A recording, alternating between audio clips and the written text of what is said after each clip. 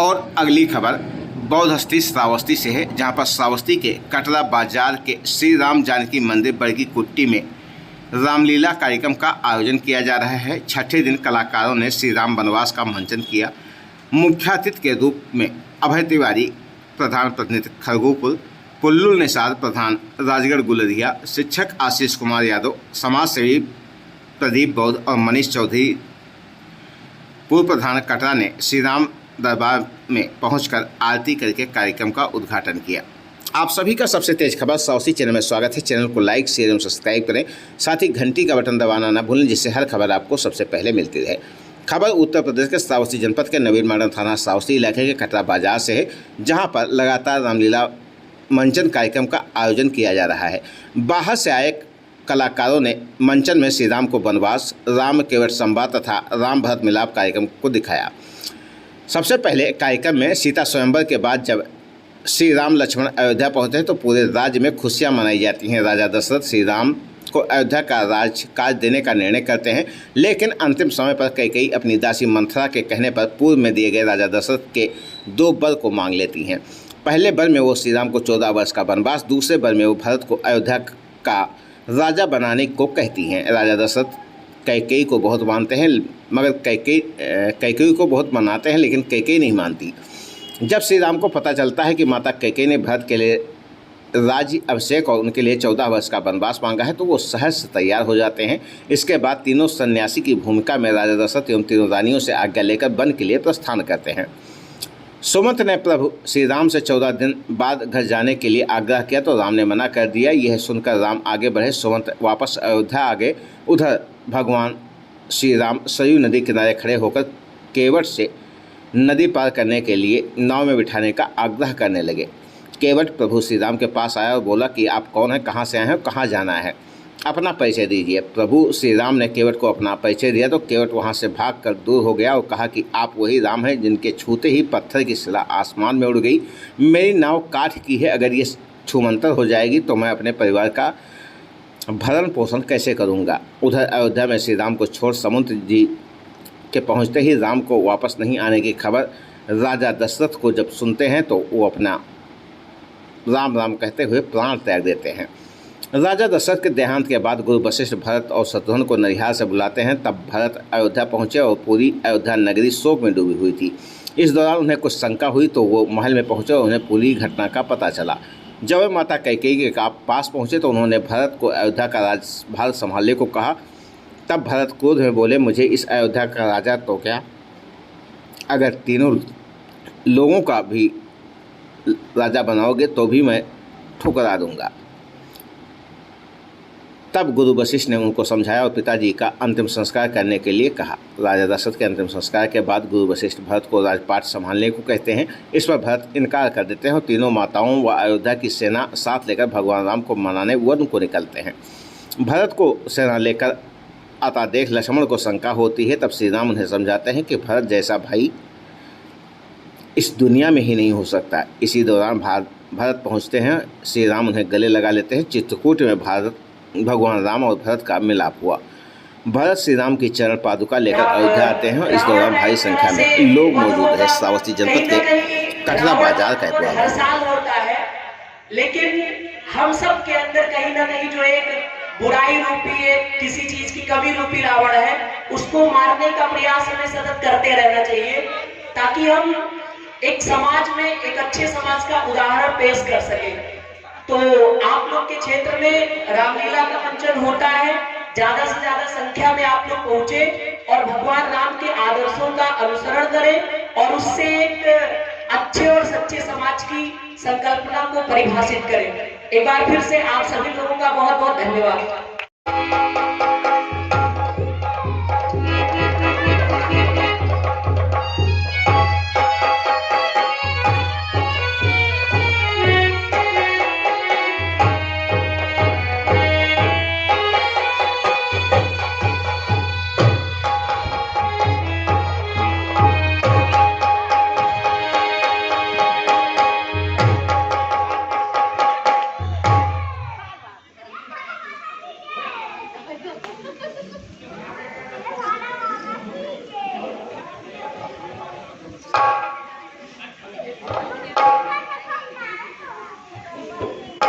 भैया भरत, कहाँ सब कुशल तो है?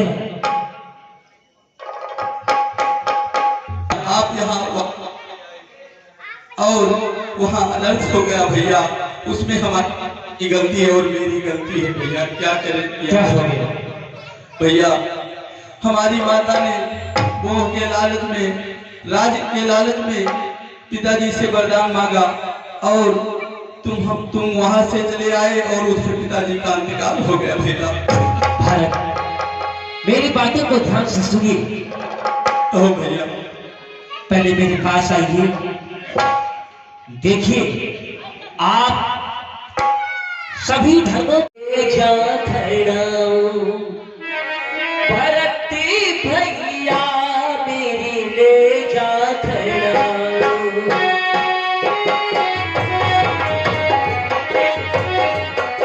भरती भैया मेरी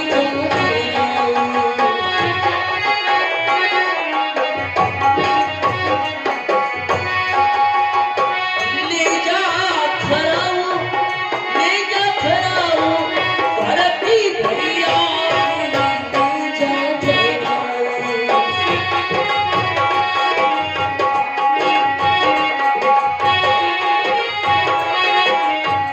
तीनों माँ की सेवा करना, तीनों माँ की भैया तीनों माँ की सेवा करना, सबसे प्यारी मेरी, सबसे प्यारी मेरी लड़की मैया मेरी ले जा खड़ाऊं। भैया कुमार, कहिए महाराज। मेरे बाबा भैया,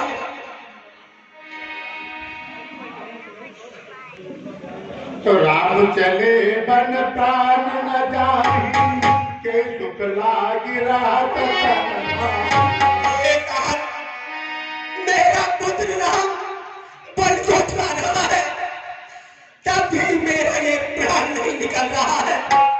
ये ते कवन व्यथा बलवाना, जो दुख पाई सजे तनहाना। अरे मंत्री कुमार, इससे बड़ा दुखी संसार में और क्या होगा? सुट सुकुमार कुमार दो, जनक सुता सुकुमार, और रथ चढ़ाए जखराय बन, फिर गए दिन चार। और हे तात, मैं आपसे ये विनती करके कह रहा हूँ कि मेरे पुत्र राम, लक्ष्मण और मुझे नंदनी जानकी को आप 14 दिन तक वनों में घुमा करके वापस ले आना। हमारे साथ क्या किया भैया? आप यहाँ और वहाँ अनर्थ हो गया भैया, उसमें हमारी गलती और मेरी गलती है भैया। क्या करें? क्या हो गया भैया? हमारी माता ने मोह के लालच में, राज के लालच में पिताजी से वरदान मांगा और तुम वहाँ से चले आए और उसके पिताजी का इंतकाल हो गया भैया।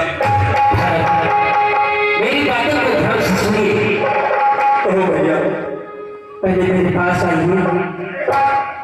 देखिए, आप सभी धर्मों को जानने वाले हैं, अर्थात शास्त्रों की सेवा करने वाले हैं और अपने रघु कुल के रीत को जानने वाले हैं।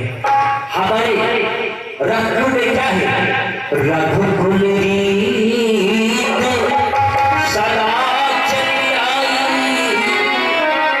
प्राणी जाए पर वचन न जाए।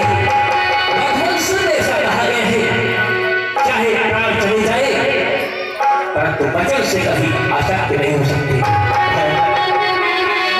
इस समय वो अवसर है जिस अवसर से मुझे तेरा साथ देना होगा और तुझे मेरा साथ देना होगा। इसलिए किसी भी बात को लेकर के घबराने की जरूरत नहीं है। भैया मैं इतना भागा हूँ कि आपसे क्षमा भी नहीं मांग सकता भैया। बस अगर इस भरत का तुम्हारे दिल में थोड़ा सा जगह है भैया तो हमारा कहना मान कर आप अवध को वापस चले चलिए भैया, दूर चलिए। कहो नमस्ते का बहुत बहुत धन्यवाद करता हूँ मैं।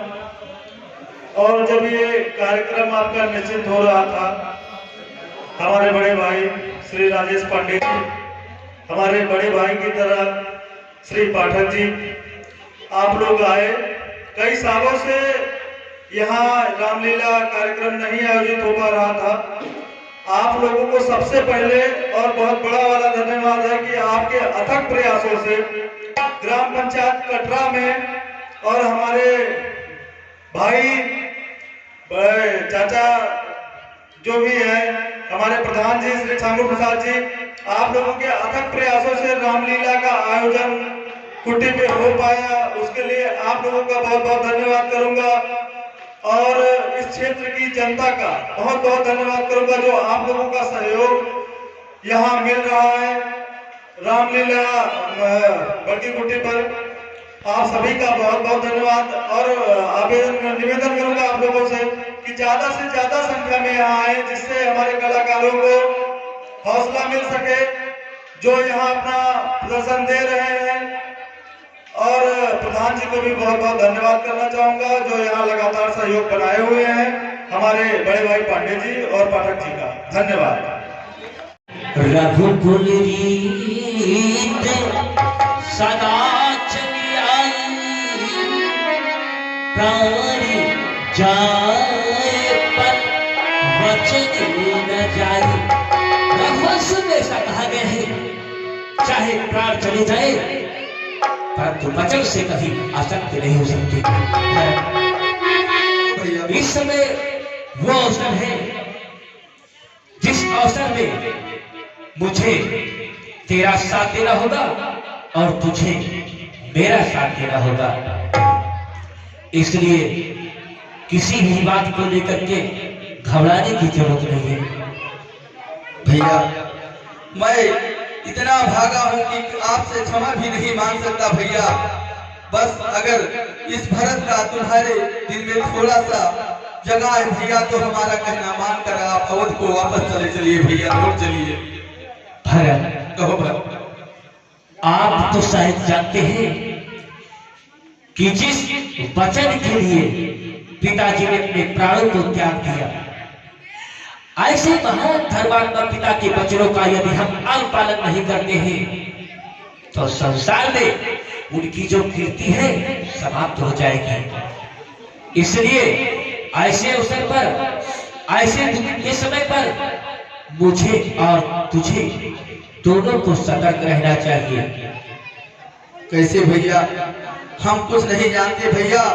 बस अब हमारी माता जी के वरदान पूर्ण हो गए और आप चलकर अवध में राज करिए। बातों को ध्यान से सुनिए।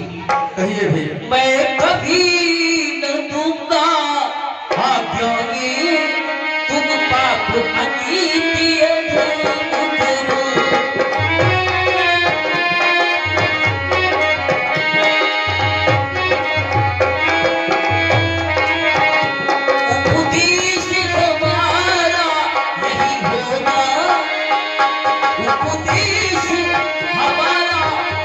होगा सत्य करो सती